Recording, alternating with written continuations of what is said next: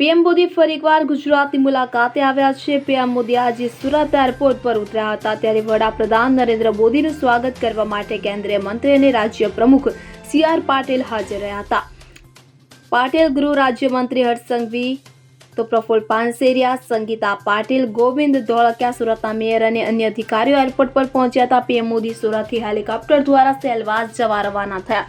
આવતીકાલે પીએમ મોદી નવસારી કાર્યક્રમમાં હાજરી આપી દિલ્હી જવા રવાના થશે। આ મહિનાની શરૂઆતમાં પ્રધાનમંત્રી મોદીએ સૌરાષ્ટ્રની મુલાકાત લીધી હતી। પ્રધાનમંત્રી ફરી ગુજરાતની મુલાકાતે આવ્યા છે।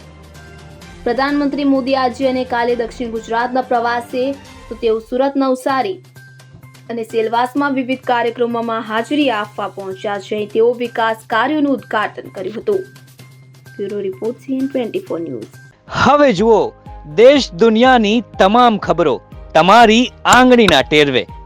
ઉઠાવો મોબાઈલ અને Google Play Store પરથી ડાઉનલોડ કરો અમારી CN24 ન્યૂઝ મોબાઈલ એપ।